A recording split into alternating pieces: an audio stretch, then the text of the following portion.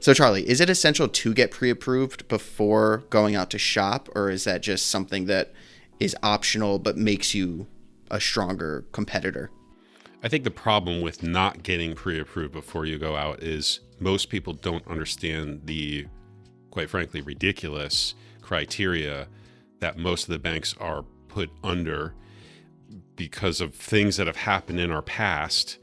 And you go assuming that you can get a loan, only to call the bank to find out that for some weird reason you can't right now and you need another 6 months or something. This is fairly common. Yeah.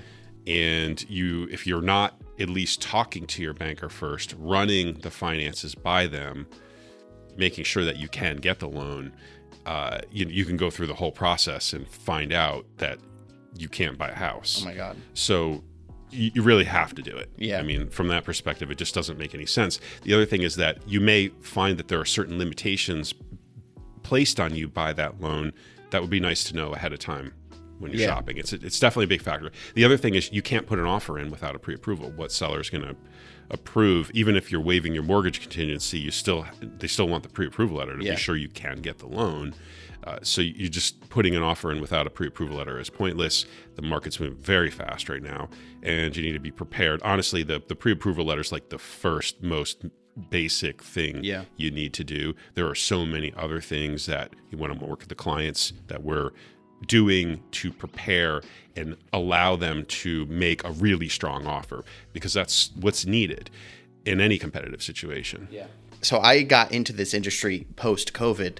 Was it always like this? Did you always need a pre-approval, like once you came to the table? You really did. It's to the point now where we're so far beyond a pre-approval letter in the things that we have to do to put together really strong offers that the pre-approval letter is like, it's like the bare minimum at this point in time. Yeah, it's almost, bare minimum is almost an understatement. So besides having a pre-approval letter, because it sounds like that's kind of just an essential step at this point in time, what else can people do to strengthen their offers? That's a conversation that we need to have with a client, because it's really individualistic to what they're trying to do.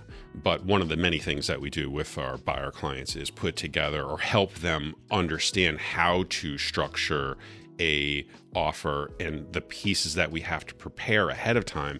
Putting a good offer together needs about 3 weeks of prep. That sounds wild to most people, but without that much time, without having a conversation with me and the time to prepare for that offer, you're undoubtedly, that first offer that you put in is not going to be competitive enough.